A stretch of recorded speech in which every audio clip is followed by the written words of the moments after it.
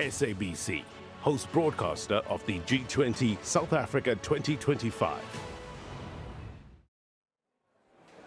Saturday, the 22nd of November, truly proving to be a historic day in the history of the G20. The Leaders Summit deciding to dispense with tradition and the ordinary way of doing things, which would have been to take what has come out from the Sherpas and take it and present it before the leaders, and then they endorse it as the summit declaration. But this time around, they decided to be emphatic about it and brought forward the adoption of the declaration following the adoption by the Sherpas. There's a moment that was shared a couple of hours ago by Dirko's Clayson Munyela on social media, where he shares the moment at which the Sherpas meeting adopted the declaration yesterday. You see them standing up together in the room and cheering, marking the end of the work that they've been doing over the last few months, and finally able to stand up and celebrate and clap together to say, we've now concluded this. What's followed was a fair amount of lobbying and reaching out across various diplomatic channels at the leaders level, with the result that it was decided that rather than wait until the end, we are going to adopt a declaration immediately at the start of the Leaders Summit, leading to that extraordinary moment that you saw when President Ramaphosa made the announcement that the Leaders Declaration has been adopted by overwhelming consensus. But that's just one part of the story. The other part of the story is, now what? What comes next in terms of the handover to the next president of the G20?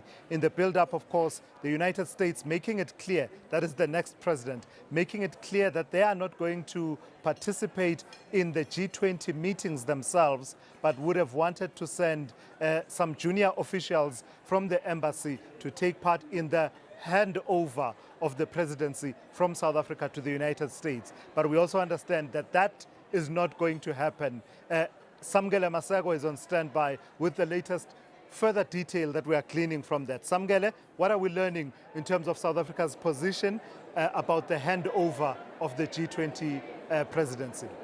Indeed, Tulas, South Africa has effectively declined the request by the United States of America to have their junior staff in their embassy come to receive the handover from President Ramaphosa to the United States of America. Vincent Magwenya, who speaks for President Cyril Ramaphosa, said that that is a breach of protocol, and South Africa will not allow such.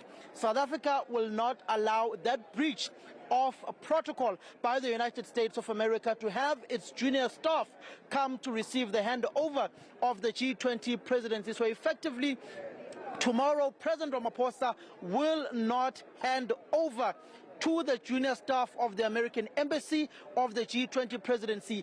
That has been effectively declined by Pretoria to the United States of America.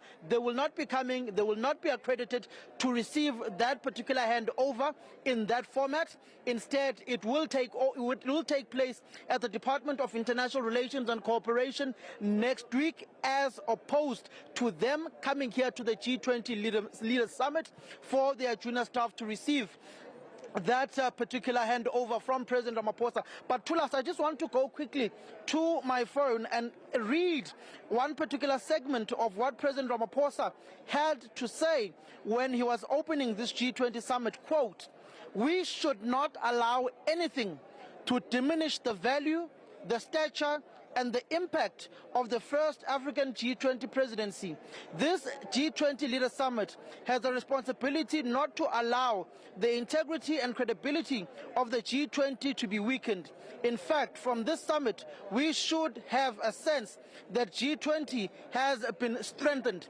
That is an emphatic message from President Ramaphosa that this particular posture by the United States of America to send their junior staff to receive that handover from a head of state, which should go to another head of state, will not be allowed at all to diminish the stature, the standing, and the integrity of the G20 community. All right, Samgele, thank you for that. That's Samgele Masego, who's been tracking what is coming out in terms of the level of detail that we are gleaning in terms of the G20 handover. It's not going to happen. tomorrow, and it will instead be taken forward in the coming days with DECO, the Department of International Relations and Cooperation, and the embassy staff. And to be fair to the charge d'affaires, junior, yes, I suppose in the context of a heads of state and government level meeting, but certainly not someone who is junior within the ranks of representation of a country. This is someone who stands in the absence of an ambassador, which is the situation currently with South Africa. The ambassador yet to arrive and deliver letters of credentials. All right, that's the one aspect of the story.